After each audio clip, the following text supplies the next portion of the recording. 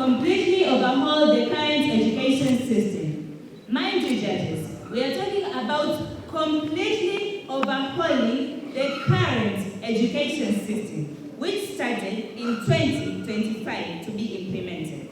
Also, we stand on the belief that there is no need for any kind of overhauling of our current education system because it meets the demands of the country. Beginning with the rebuttals, the Prime Minister came here and said that it puts more emphasis on exams and not skills. Mind you, the current education system that has been established, which is implemented this year, 2025, it has integrated into its system vocational training. What does this show? It means that this vocational training that has been integrated into the system will enable these people to get skills, and it's not exam-based content while these people are getting skills through the vocational training, so that is invalid. Also, they said about competence-based teachers were taught using content-based and they cannot teach competence-based. Well, let me tell you, these teachers that are teaching are actually given seminars. They are given seminars on how they should teach this competence-based so that it can help to bring an impact to the people. Not only that, they also said about examination that 3 hours sitting in an examination, well, do you want to tell me that in education system you want to be doing examination? Then how will you evaluate the effectiveness of your students? Also, they say that we do not have books for computer studies. This is why they want to mend it from the scratch. Well, let me remind you, computer studies is being studied. So you want to tell me that they don't have books to study the computer studies? I do not know. They also said about sustainability. Mind you, judges, when this new curriculum was established, the people, the experts sat down and thought of the current needs and demands. They saw that we want a sustainable development. This is why they came with the competence-based approach, this new system that will enable to realize this sustainability. They integrated new things into the system, making the system self-sufficient. This is why the current education system is more than enough to ensure sustainability. So, in real sense, they're actually supporting us. Also, they talked about digital literacy, that in their education reform, they're going to enhance digital literacy. Let me remind you, computer studies have been integrated, ICT has been integrated into the system. This is very sufficient to enable these students to get the digital literacy that they're talking about. So we already see that the system is self-sufficient. Also, they talked about outdated curriculum. Mind you, it's just a recent curriculum that has been made according to the demands of the people. Coming to the strength and effectiveness of this current education system, the current education system has a very big potential to maximize effectiveness and competitiveness in education. Why? It has integrated the 21st century skills into the system.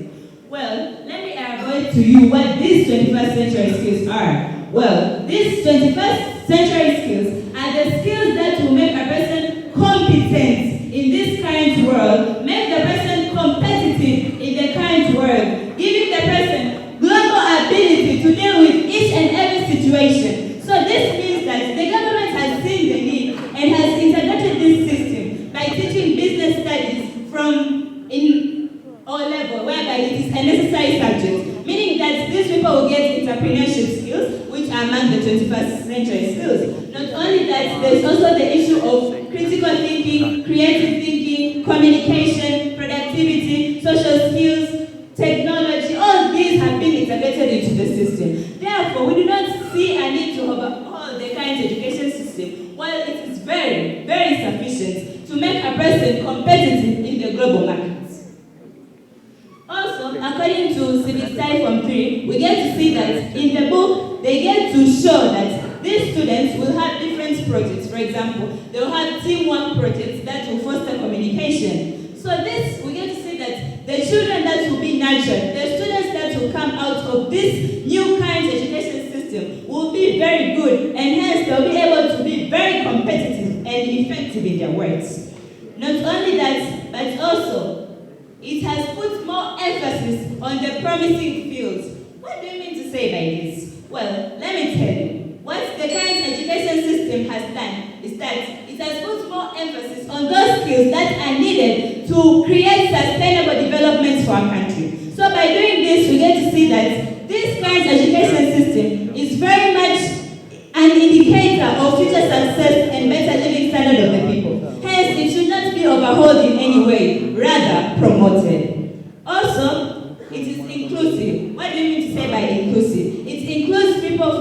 each and every category, including those pregnant mothers who have dropped out of school, including those disabled children, and all people. By doing so, it shows how much effective it is in making each and every single citizen of Tanzania become a better citizen. Also, according to Engineer Matimila said on the behalf of the President of TAMISEMI, on behalf of the Office of the Minister of the President's Office, Mohamed Mchengera has inaugurated the mpango wa utoaji wa huduma ya chakula na lishe kwa wanafunzi ya msingi, which means to provide food for primary students at school. Hence, they're also enhancing the students' ability to access this new education because it is very effective. It doesn't need overhauling or anything. Why overhaul the education system while it's self-sufficient? Why undergo unnecessary costs to overhaul it while it has a potential to bring about sustainable development? Well, government just joined our side. Hence, I'm proud to oppose. The House now will take the proposal for their final speech and welcomes the third proposal. Here.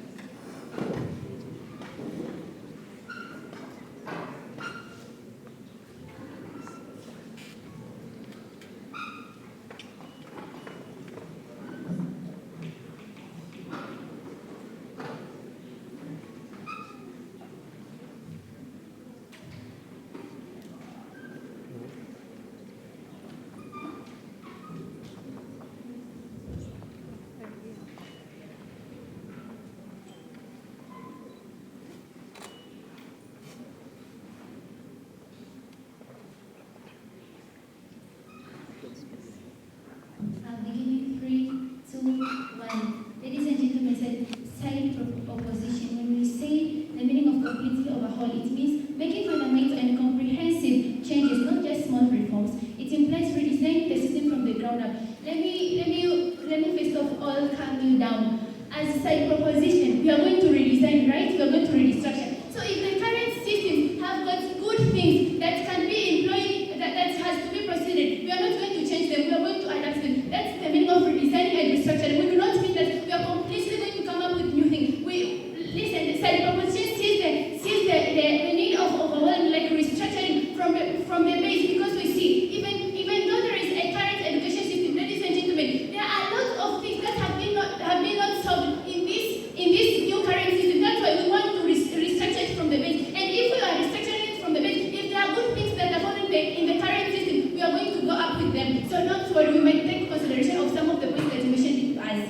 So they came here rebutted and they said that the system has just been made and it is how are we saying that it is outdated? Ladies and gentlemen, last year I was supposed to start with this new system that the other side are saying about it. But why was our class postponed from using this system? First of all, there were no textbooks yet. For example, the subject that was introduced is called Historia Tanzania Namani. This is the current system, ladies and gentlemen. There were no textbooks. And above all, there were no teachers to teach the subject. So the other side are telling us that these teachers could be given seminars, ladies and gentlemen. Seminar. A person could go in the seminar and speak from the beginning to the end. A person could go in the seminar and not listen attentively. So we expect teachers who are going to handle the future of the students to be competitive through seminars, and yet you expect them to go and impactful knowledge to these students. So when we say that it is outdated, we mean it. The current syllabus, it sounds current, but it has not made major changes that have been disturbing the nation for so many years. They also tell us that the current system integrates 21st century skills. Ladies and gentlemen, 21st century skills while there are no infrastructure.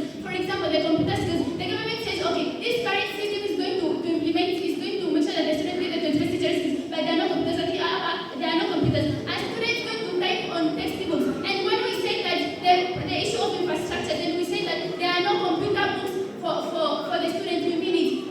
I understand the other side are in O level and we are in A level, so we get to understand this system very well because the system is affecting us currently. Ladies and gentlemen, we mean it when we say that there are no textbooks for computer studies for A level students.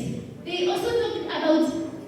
So our question is, yes, it is going to integrate 21st century skills, but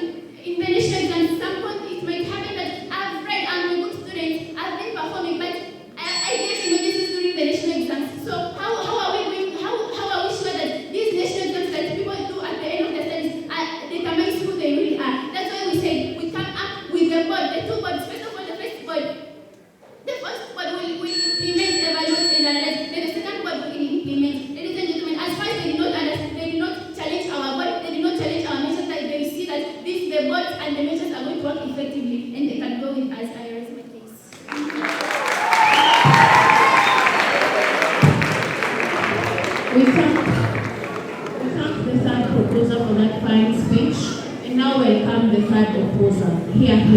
I please request silence from the audience. You guys, look here. You guys, these guys have not slept to be there. They need all of you to be there, and you're taking that moment from them. Do not make a sound. We beg you guys. See, these guys have worked so hard to be there. That is their moment. They deserve your silence. You have to listen. You will not take this moment from them. Look at them. You're taking the moment from them when you talk. Now we're kindly asking you, do not make a sound. We're begging you. Just let them have their moment, guys. Just listen. Please, okay? Yeah? I'll begin my speech in 3, 2, 1. Honorable educators, fellow government, fellow opposition, greetings to you all. As the whip of opposition side, I'm here to provide a brief summary of the points that are mentioned by my side, rebuild our points, and rebut all the arguments that are set forth by the government side. Starting with my dear Prime Minister, they say that our curriculum based on exams, when they change the curriculum, when they do the exams, they never answer that. It means that even when they establish a new curriculum, they'll also need to do exams. And it means that all will be tested through exams. So it means that it becomes 50-50. If you do exams, if we do exams, what change do you do? It's the same thing as how it was before. So with that, you don't take it. They also say about career diversion, that when you study a lot of things but you do not apply. Okay, that's why our government carefully sat down and thought of this and came up with a way of teaching our students through vocational training so that they can not only study things that they cannot apply, but instead, through vocational training, they can train themselves in the field that they want so that when they get out there, they can do things which are very perfect according to the field that they want to choose. Also, they said about poor infrastructures. Okay, when they overhaul that curriculum and the syllabus and education systems, what they also need to do is the infrastructures. Why keeping the blame on us that when only we don't overhaul our curriculum and the education system is when we'll change the infrastructures? When they also change the infrastructures, when they need books, when they need desks, when they need classrooms, so that's very invalid. They also talked about they'll include competence education. Dear judges, the education system of right now is competent. That's why even our examinations are also competent. Knowing that there are teachers who are given seminars by the government to ensure that they acquire the knowledge that they'll need to teach these competent students. Also, there is institutions like Musti, which has opened a branch in Mtwara so as to diversify the number of institutions that will train technical teachers to come and teach our students on technical knowledge so that they cannot make them dependent when they're out of school, but improve their technical abilities.